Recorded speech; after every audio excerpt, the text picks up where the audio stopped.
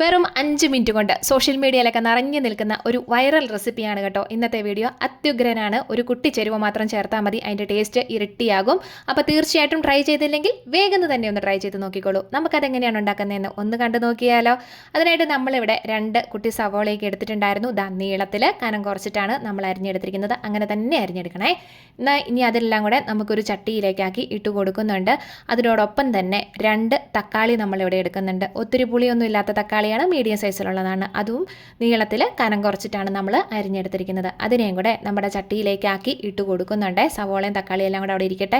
പിന്നെ വേണ്ടത് എരിവിനനുസരിച്ചുള്ള പച്ചമുളകാണ്. ഞാനിവിടെ 2 മാത്രമേ എടുത്തിട്ടുള്ളൂ. എരിവിനനുസരിച്ച് നിങ്ങൾക്ക് കൂടുതലോ കുറവോ ഒക്കെ ചേർത്ത് കൊടുക്കാവുന്നതാണ്. കുട്ടി കുട്ടിയായിട്ടൊന്ന് അരിഞ്ഞ് അതും കൂടി ഇട്ട് കൊടുത്തിട്ടുണ്ട്. പിന്നെ വേണ്ടത് ഒരു തണ്ട് കറിവേപ്പില. ഫ്രഷ് ആണ് എപ്പോഴും നല്ലത് കേട്ടോ. അപ്പോൾ അതും കൂടെ നമുക്കൊന്ന് മുറിച്ചിട്ട് കൊടുക്കാം. ഒത്തിരി വലുതായിട്ട് കിടന്നിട്ടുണ്ടെങ്കിൽ കാണാനൊരു ഭംഗി ഉണ്ടാവില്ല. പിന്നെ ഇനി അതിനാവശ്യത്തിനുള്ള ഒരു കുറച്ച് ഉപ്പും കൂടെ നമ്മൾ ഇതിലേക്ക് ഇട്ട് കൊടുത്തിട്ടുണ്ടല്ലോ.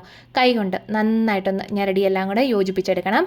കൈകൊണ്ട് തന്നെ കൃത്യമായിട്ട് ചെയ്തെടുക്കുമ്പോഴാണ് ആ ഒരു ടേസ്റ്റ് നമുക്ക് നല്ല രീതിയിൽ കിട്ടുക. അല്ലാതെ ഒരു സ്പൂൺ വെച്ചിട്ട് അങ്ങോട്ടും ഇങ്ങോട്ടും തിരിച്ചും മറിച്ചും ഒന്നും ഇട്ടാലൊന്നും ആ രുചിയൊന്നും കിട്ടത്തില്ല. സവോളയും തക്കാളിയൊക്കെ കൂടെ നല്ല രീതിയിലൊന്ന് സോഫ്റ്റ് ആവുന്നിടം വരെ വേണം നന്നായിട്ടൊന്ന് ഞെരടിയെടുക്കാനായിട്ട്. പിന്നെ കൈ പുകയും എന്ന് പേടിയുള്ളവർക്കാണെന്നുണ്ടെങ്കിൽ ഒരു ഗ്ലൗസ് ഇട്ട് ചെയ്തോളൂ, അതായിരിക്കും എപ്പോഴും നല്ലത്. അങ്ങനെ നമ്മുടെ തക്കാളിയും സവോളയൊക്കെ നല്ല രീതിയിൽ സോഫ്റ്റായിട്ട് നന്നായിട്ട് വന്നിട്ടുണ്ട്.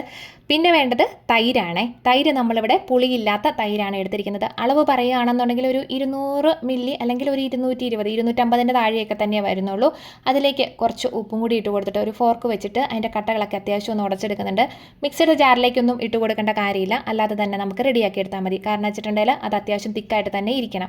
ഇനി ആ കലക്കി വെച്ചിരിക്കുന്ന തൈരെല്ലാം കൂടെ നമുക്ക് തക്കാളി സവോള കൂട്ടിലേക്ക് ഇട്ട് കൊടുത്തിട്ട് ഒരു 1-2 മിനിറ്റ് നന്നായിട്ടൊന്ന് ഇളക്കി യോജിപ്പിച്ച് കൊടുക്കുക. വേറൊന്നും കൊണ്ടല്ല, തക്കാളിയുടെ സവോളയുടെയൊക്കെ ആ നീര് എല്ലാം തന്നെ അത്യാവശ്യം ഇറങ്ങിയിട്ടുണ്ടല്ലോ. നമ്മൾ നല്ല പീച്ചി എടുത്ത് വെച്ചിരിക്കുന്നതായതുകൊണ്ട് തന്നെ എല്ലാം കൂടെ നല്ല രീതിയിലൊന്ന് യോജിപ്പിച്ചെടുക്കണം.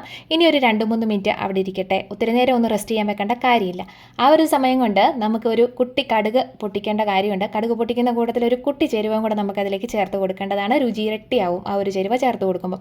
കടുക് നന്നായിട്ട് പൊട്ടിയതിന് ശേഷം ഒരു 6-7 കൊച്ചുള്ളി കുനുകുനാന്നരിഞ്ഞതും കൂടെ അതിലേക്ക് ഇട്ട് കൊടുത്തിട്ട് നന്നായിട്ടൊന്ന് വറുത്തെടുക്കണം കേട്ടോ. നല്ല രീതിയിൽ വറുത്ത് തന്നെ എടുക്കണം. പിന്നെ വേണ്ടത് വറ്റൽമുളകും കറിവേപ്പിലയും കൂടി ഇട്ട് കൊടുത്തിട്ട് അതും കൂടെ ഒന്ന് ഇളക്കി കൊടുത്തു കൊടുക്കുക. ഇനിയിപ്പോൾ അത് സ്റ്റൗ അങ്ങോട്ട് ഓഫ് ചെയ്തിട്ടുണ്ടല്ലോ, ഒരു നുള്ള് കായപ്പൊടി ചേർത്ത് കൊടുക്കുക. കായപ്പൊടി ചേർത്ത് കൊടുക്കുമ്പോഴാണ് കറിക്ക് അത്രയും നല്ലൊരു സ്വാദ് ഇരട്ടിയാവുന്നത് കേട്ടോ. അങ്ങനെ നമ്മളിതാ ആ കടുക് പൊട്ടിച്ചതെല്ലാം കൂടെ അതിലേക്ക് ഇട്ട് കൊടുക്കുന്നുണ്ട്. എന്നിട്ട് നല്ല രീതിയിലൊന്ന് ഇളക്കി യോജിപ്പിച്ചെടുക്കണം. നന്നായിട്ടൊന്ന് എല്ലാം കൂടെ ഒന്ന് മിക്സായി വന്നോട്ടെ. നല്ല കിടിലൻ റെസിപ്പിയാണ്, സിമ്പിളാണ്, എല്ലാവർക്കും കുട്ടികൾക്ക് വരെ ഉണ്ടാക്കിയെടുക്കാം. അപ്പോൾ ഇഷ്ടമായെന്ന് വിശ്വസിക്കുന്നു.